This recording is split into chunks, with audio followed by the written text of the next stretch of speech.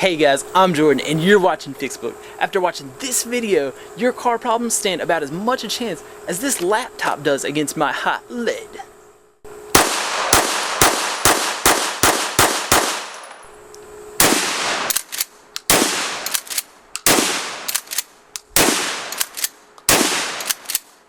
Now, make sure you stay tuned so you can see what happened to the laptop at the end of this video. And as always, don't forget to subscribe, like, and leave a comment down below. So today I'm going to be showing you how to replace the front brake pads and rotors on your 96 through 2001 Toyota Camry. Alright guys, and the tools you'll need for today is at least one 3/8 ratchet, a 14mm socket, a 17mm socket, a flathead screwdriver, a set of measuring calipers, something to take your lug nuts off, in addition to a jack and jack stands. You also need a C-clamp, and you'll probably need a new pair of brake pads, and you also may need new rotors, and you also may need some PB Blaster or other type of lubricant. And oh, not to mention the disc brake grease lubricant. Alright guys, and the first thing we want to do is we're going to go ahead and remove our hubcap. You're going to do so by taking a big flathead screwdriver and just kind of getting wedged in behind here. And ever so carefully, we'll just kind of, pry.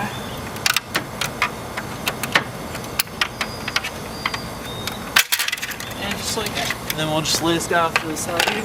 Then we're going to take a 21mm socket and breaker bar or one of these crossbars, and we're going to break all the lug nuts loose.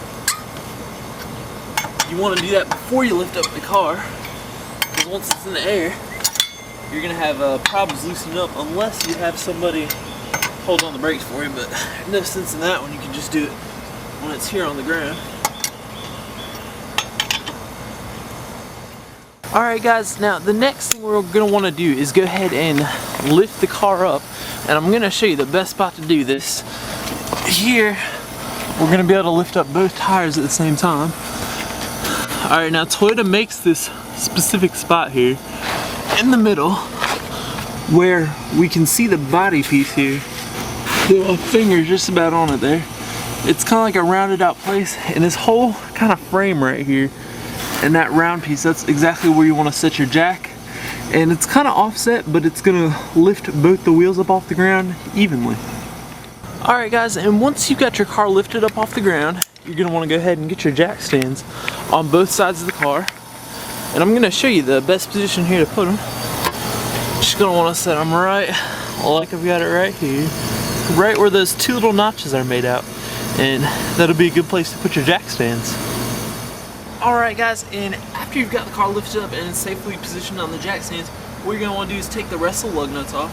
Now, if you struggle with one and it's tight coming off, and on this one, as I was working on it, there's already a stud broken off there, so I was really careful taking off this other lug nut. And a lot of times, if they are coming off pretty hard, there's a good chance you will take the stud off. So what I did was use some PB Blaster, and I just kind of massaged that lug nut right off there. That seemed to work just fine. So, but I'm going to go ahead and just kind of get the rest of these lug nuts off, and then we'll get the wheel off. And it's always a good idea to kind of group your lug nuts in one little spot. I like to set them in the hubcap, so because you're not going to lose the hubcap, it's just kind of big and out there. Just set them in there.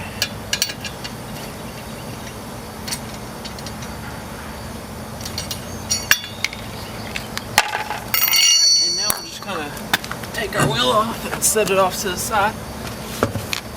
And now we'll be looking at all the stuff we'll be working on right here. Alright guys, and the next thing we've got going on here is we need to remove this bolt and the parallel or symmetrical one down below. It's going to be a 14mm socket that you're going to use to remove this guy, and I'm going to try to do this without getting in your way too much here, but I like to bang on the other end of the ratchet. That really helps get it loose. And I'm just going to hit the bottom one down here. And there we go. So once you get both of your 14mm bolts loose, you just kind of go ahead and take them off. Like so. Here I'm just going to use my fingers. I'll get this bottom one. And sometimes these nuts will move on you too, and you'll just take a wrench. I'm guessing it looks like a 17mm wrench. but you'll find out through trial and error. You may find out at the end of the video, or you always see those. Before I do this, let me finish my thought here.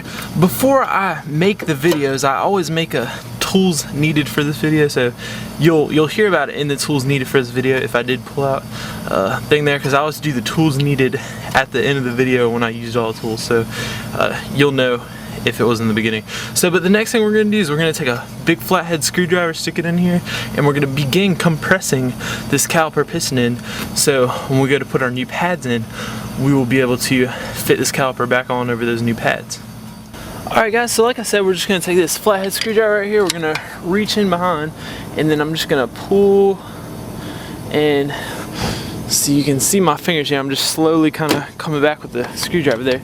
And what that's doing is it's compressing that piston, which is in the caliper, so it's going to give us a shorter journey when we go to put the caliper back on. We may or may not have to use that C-clamp, depending on how well we did.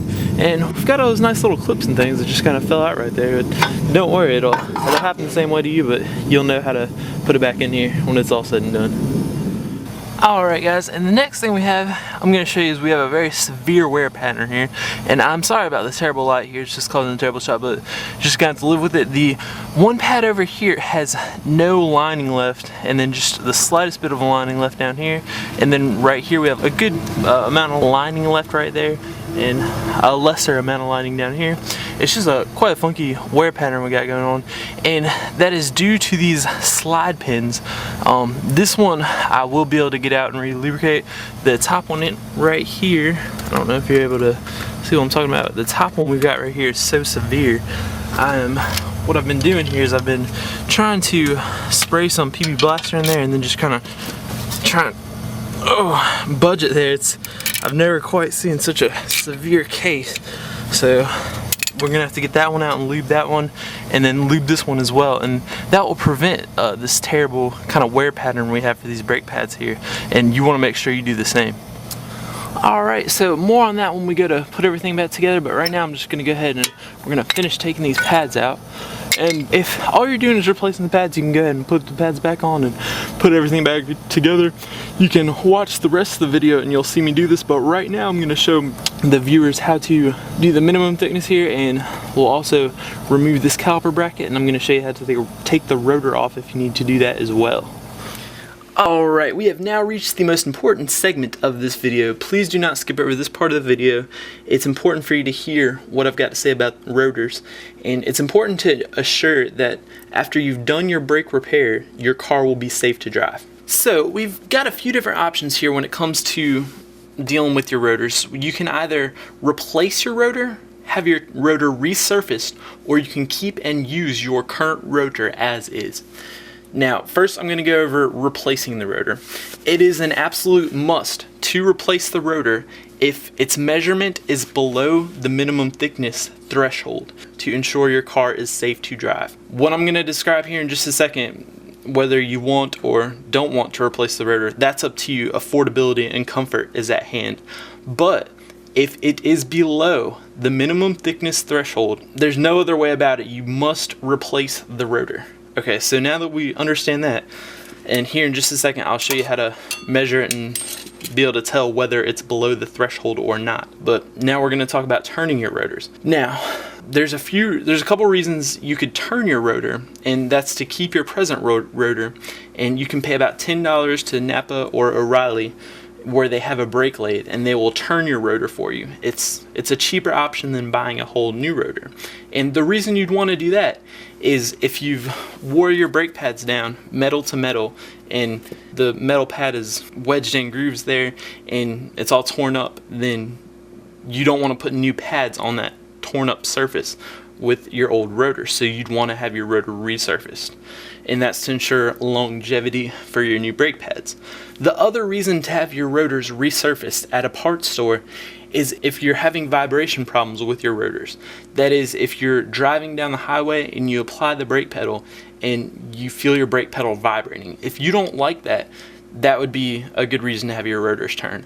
But if you're really particular, just keep in mind that when the rotors are thinner, they're more likely to develop that warpage problem. Because what happens is you'll be driving down the road, you'll run through a big puddle of water, and the water will splash on the hot rotor and it'll warp the rotor.